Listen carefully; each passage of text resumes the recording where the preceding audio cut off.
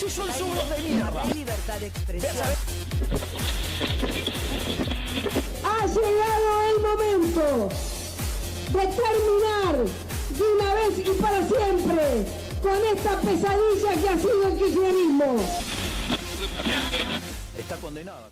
Días atrás, el presidente de la Nación, en una de sus visitas a una fintech argentina que diseña, oferta y presta productos y servicios de diversos tipos, estamos hablando de Ualá, reiteraba su postura crítica sobre el papel del Estado. Decía, la idea de un Estado presente que genera riqueza es una mentira destructiva. El Estado no crea nada, solo destruye y redistribuye de manera ineficiente. Planteaba además que el EMAE, el estimador mensual de la actividad económica, indica que a pesar del ajuste drástico realizado, logró estabilizar la economía en un corto plazo, insistiendo en que no tuvo efectos negativos sobre el sector privado y que el peso del recorte recayó en el Estado, describiéndolo como un proceso necesario para la recuperación económica. Y también decía, por esos días, estamos hablando del presidente Javier Milei, hacer distinciones entre las grandes empresas y los pequeños emprendedores es una aberración. Y continuaba, se pasan preocupados por las pymes y así nunca van a crecer. ¿Cuál es el incentivo? Es un incentivo a ser chiquititos, dice. No es un horizonte para un empresario. El empresario, si pudiera, se quedaría con todo el planeta y eso es lo que tiene que hacer. Bueno, eso decía Javier Milei. Pero bueno, dato mata relato. Sobre estos puntos tenemos y mucho para decir. Si nos adentramos en los datos sobre la actividad económica, observaremos que estamos lejos de la interpretación que Milei hace de la estabilización y la recuperación económica. El horizonte más que esperanzador es desolador. ¿Saben qué? La utilización de la capacidad instalada de la industria fue del 62% por estos tiempos, mientras que hace un año estaba en el orden del 68%. La caída del empleo acumulada desde diciembre del 2023 totaliza casi 140.000 puestos de trabajo de asalariados privados y 44.000 puestos del empleo público desde que asumió el nuevo gobierno.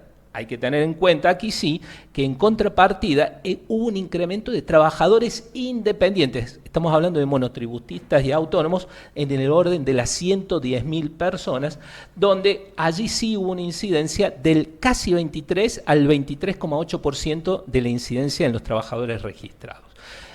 Aquí nos vamos a detener en un informe de la Fundación Mediterránea. Escucharon bien, ¿no? Fundación Mediterránea. Dice, allí, ¿qué destaca este informe? El último, que solo 5 de las 14 principales sectores de la economía han mejorado respecto del año pasado. La pesca, la minería, el agro, la electricidad, gas, agua y la enseñanza con un 1%. Pero los otros son mayoritarios, y estamos hablando del modelo de desarrollo puramente extractivista, los que han mejorado.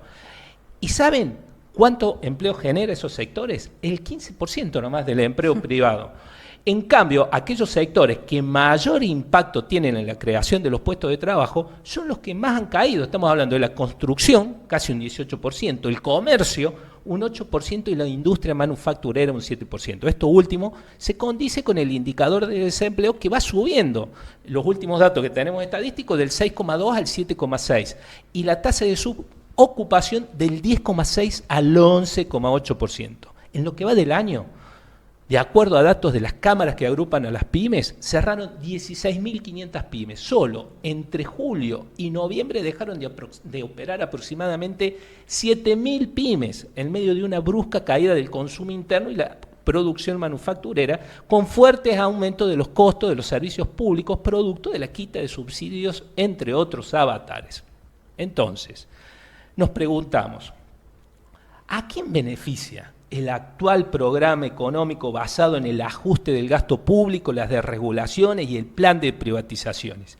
Y si vamos a un caso puntual de estos días, la quita de los medicamentos a las y los jubilados, que es lo que recién decía Scotty, de la obra social más grande de Latinoamérica, que es el PAMI, ¿a quién favorece? Claro que hay favorecidos con esto y beneficiados, pero no son justamente las mayorías populares, sino más bien los grupos concentrados de la economía nacional y transnacional que también ponen su pie en nuestro país, particularmente aquellos que se basan su generación de riqueza, como decíamos recién, en el modelo de desarrollo extractivista y de especulación financiera, porque ya ni el campo es tenido en cuenta por este gobierno que está desguazando todo el INTA, como ustedes sabrán en esto. Una política que deja en el camino a millones de argentinos y argentinas, a pymes, a trabajadores y trabajadores, jubilados, jubiladas, que genera concentración del ingreso en pocas manos y una gran inequidad distributiva, claramente no es la solución. Pero no solo eso, sino que esta política neoliberal tiene sus agravantes porque quedemos librados todos y todas a la ley de la selva, donde solo sobreviven las y los más fuertes, cuya responsabilidad, ya sea de lo bien, que es poco probable, o de lo mal, que es muy probable que nos pueda ir, recae de manera individual en cada uno de nosotros y nosotras, y donde el Estado no tiene nada que ver y la política pública no tiene nada que ver. Entonces, el Estado no crea nada.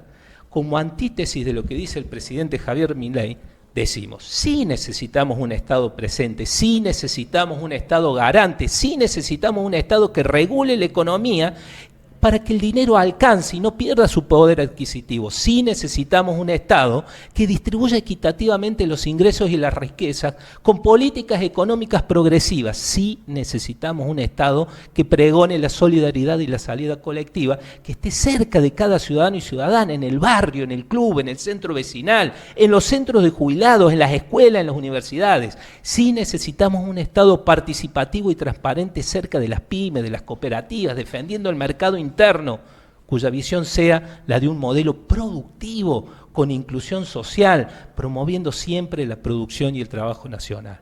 Porque el Estado es la única herramienta de transformación social que, con conducciones políticas nacionales y populares, es capaz de crear sociedades más justas, solidarias e igualitarias, de generar las condiciones para caminar conjunta, colectiva y democráticamente hacia un nuevo contrato social que se ayorne a los nuevos tiempos en los que los avances tecnológicos han modificado los modos de producir, de acumular y distribuir del capitalismo. La salida, como siempre, la salida es colectiva y es política. Es indispensable un cambio de modelo y de rumbo, salir del extractivismo, de la especulación financiera y de la exclusión social hacia la promoción de la producción nacional, la generación de trabajo local, la justicia social y la inclusión de las mayorías populares.